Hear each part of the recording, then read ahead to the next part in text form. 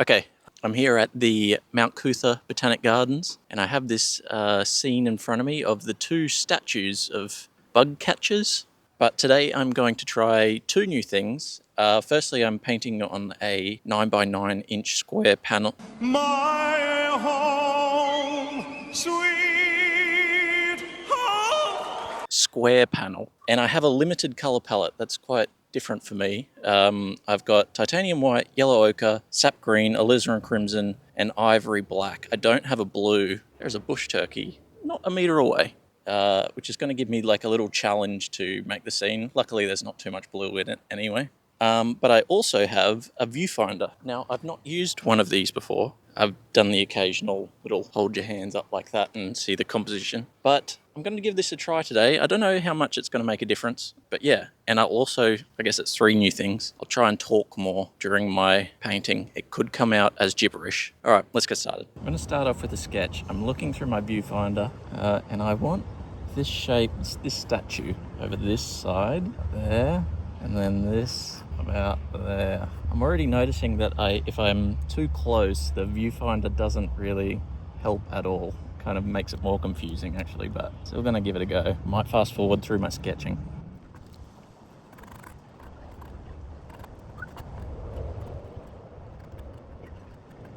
Now, again today I'm gonna go with some thick impasto strokes, which I really liked last week. I won't get ahead of myself. Still getting this right.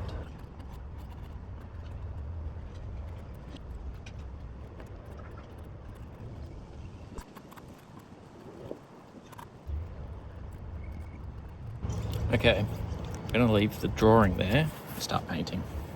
Okay, so I've mixed up a dark green color with all of my colors, with all the colors that I'm using.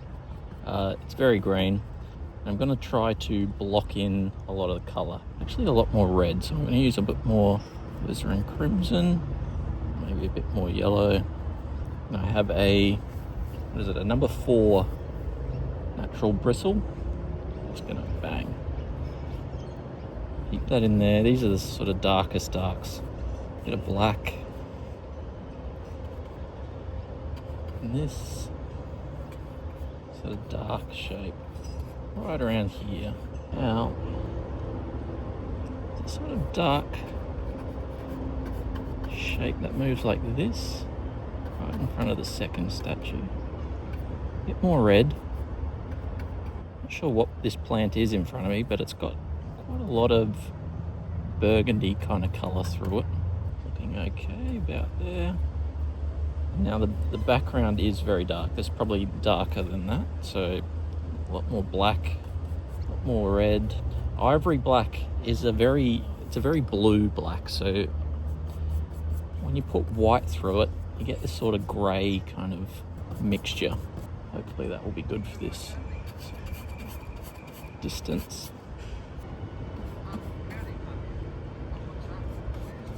Sort of bit more white, bit more that grey blue kind of feel. I'll leave the looks like a knot in a chain sculpture. Leave that for later. Now the local colour on the other side of the water, what is it, is it a waterfall? Yeah, it's a little waterfall, is yellow. But I don't want to use too much yellow because then it will stand out a lot. An atmospheric, what's the word I'm looking for? Atmospheric colours.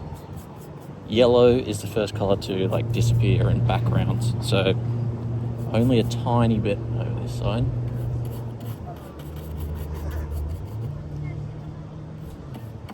Whoa. A bit of red.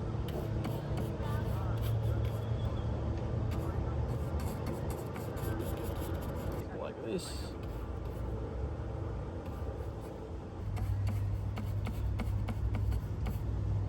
And I want this to be quite loose because I don't want people saying, wow, the background of that painting's really good. I want the foreground to be good. And the focus of what I'm actually painting, which is the statues.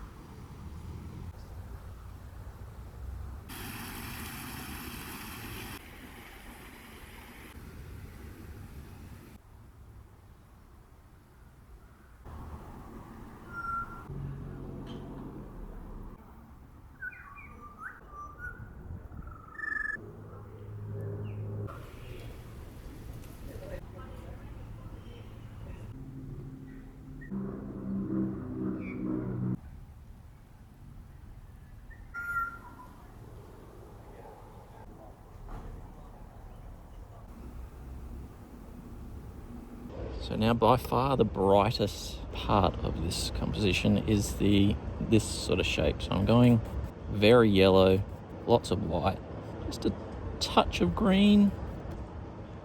Again, just smattering it in there.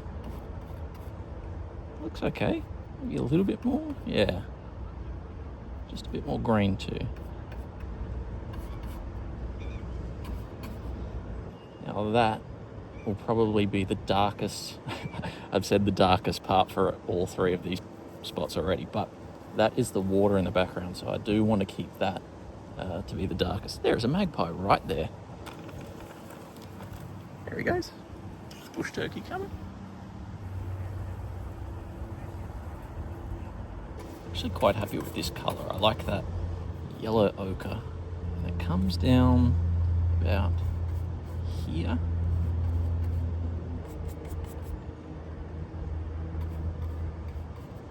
What a limited colour palette does is it forces you to be creative, because obviously the world is made up of a lot more colours than just the ones on your palette.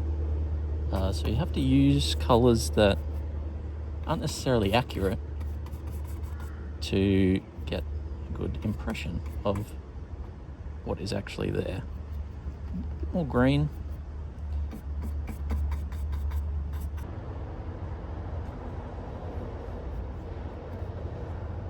Almost pure ivory black here, just in like this.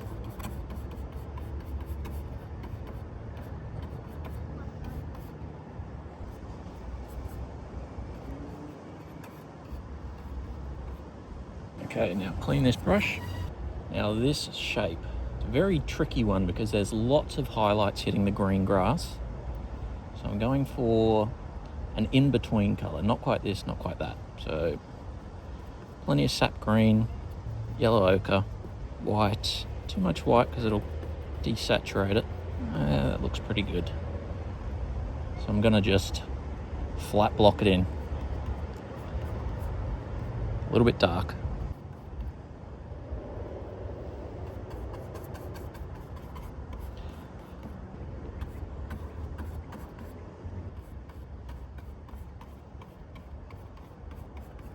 Now there is a bit of red.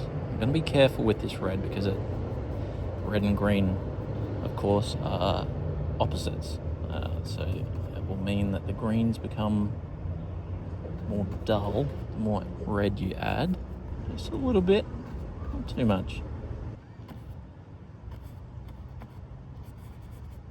Basically, I'm trying to carve out these statue shapes and leave them last because I'll basically just do them white and black.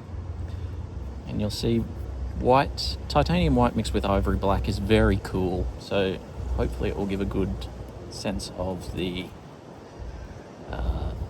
white. Is it marble? I don't know if it's a marble statue, but hopefully it'll look okay.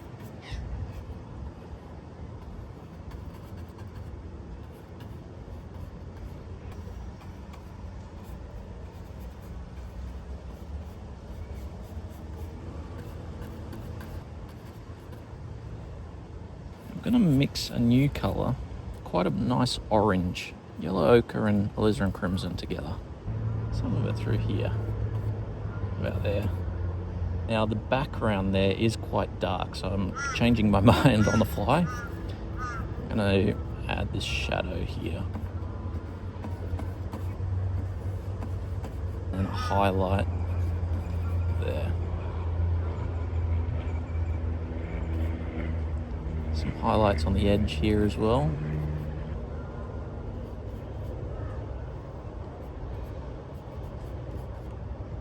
I don't want them like a hard separateness because that's not what I see. I see a soft blend. So I'll darken up a little bit. It's almost pure yellow ochre there. Blang. Okay, I'm going to step back, have a look at it, see what it needs.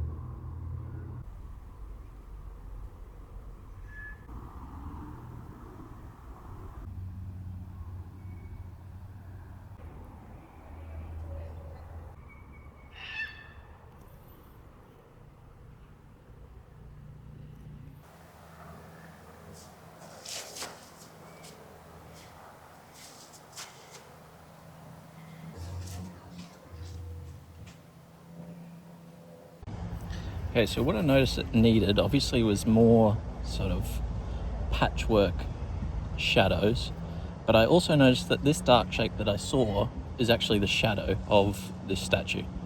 So I've emphasized it a little bit more ivory black. Ivory black, as I say, being a blue black, when it mixes with green, it makes this, mixes with yellow, sorry, it makes a kind of a dark green.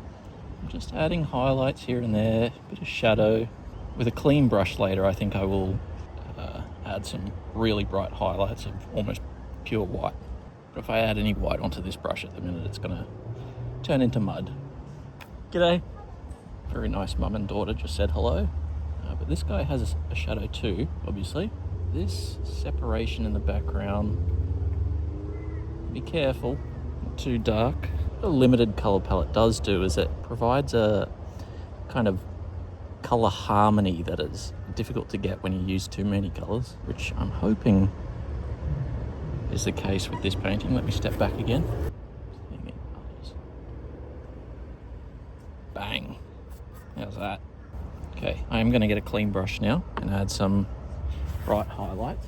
Okay, this is a number 1 filbert natural bristle. Just going to randomly add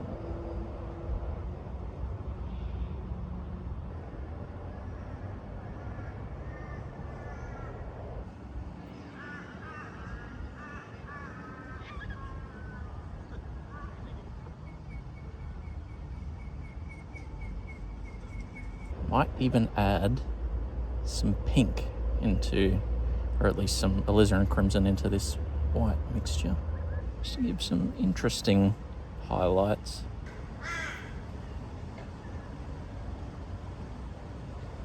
Being careful not to add highlights in the shadow area.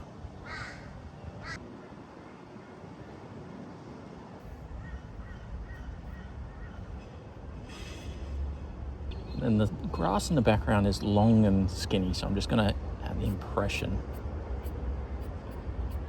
Longer grass back there. Goes all over the shop.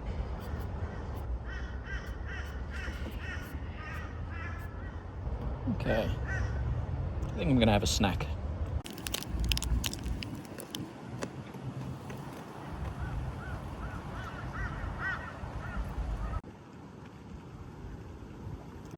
Okay, so the light's shifting a little bit quickly, but I've got most of these highlights sort of in. I'm quite happy with that. And I'm going to start on the statues now. So I've got a, what number is it? I think it's a 00 synthetic brush. And I'm going to use just pure white and black and get as much sort of detail and not necessarily realism, but kind of lifelikeness into them. So just black and white. And why I need to do this relatively quickly is because the shadows on the statue are changing. So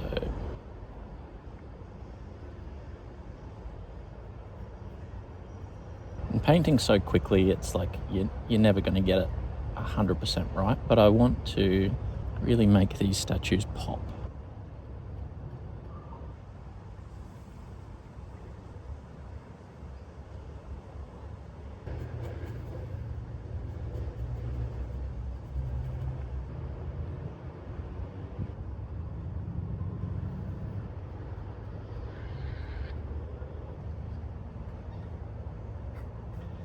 Some inspiration for this piece, I guess, is one of my favorite paintings. I don't know I'm terrible with the names of paintings, but it's one of Manet's paintings. It's a woman, I think, and a child in a garden. That's what I'm kind of vibing and trying to get the effect of in this.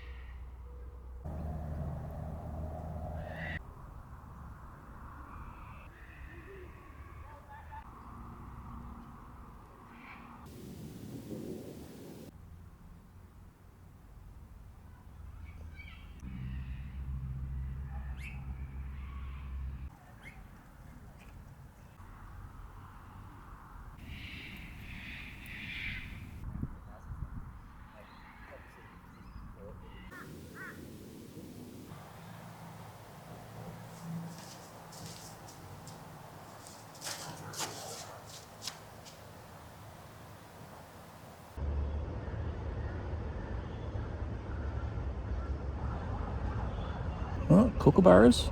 I think we are forecast for rain. If you don't know that wives' tale, that probably sounds the most ridiculous thing you've ever heard. Apparently when kookaburras sing, we're forecast for rain, but it did happen last time. In my last video, I mentioned the kookaburras were singing and stormed the next day, so maybe there is some truth to it.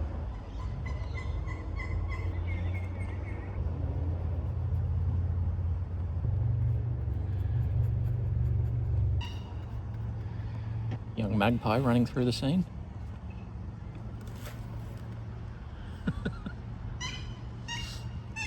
Now I'm a little bit reluctant to add any colour to these statues because I do want them to stand out, but I think if I let this dry and come back at it, some of these highlights will be nice to put some warmth through, some yellow ochre, maybe even orange with by adding some alizarin crimson. We'll see how we go. Blend that in so it's not.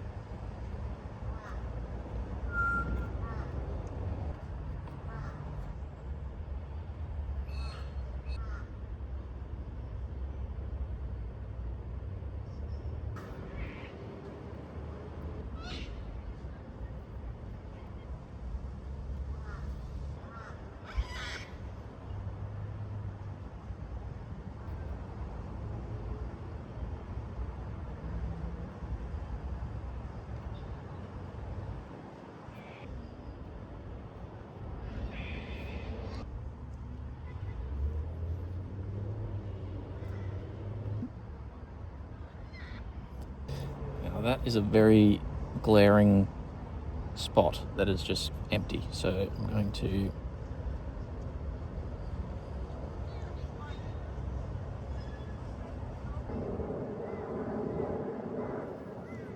okay, getting there.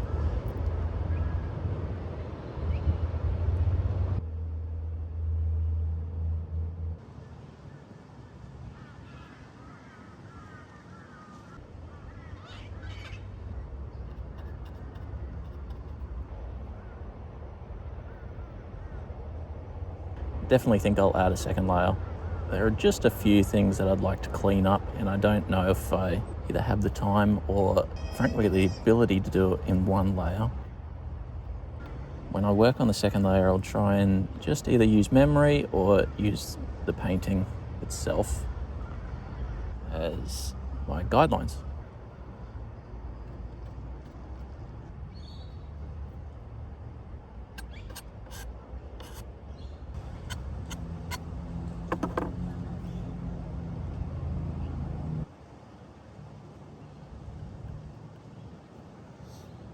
Okay, so here's the finished painting. I worked on it for maybe another hour or so, and I have to say I really like it. I really like the composition and the colour.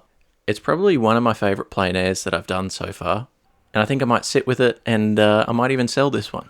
So make sure you stay up to date with my Instagram. I'll put it up if I do decide to sell it. But this video's gone long enough, so I'll stop rambling.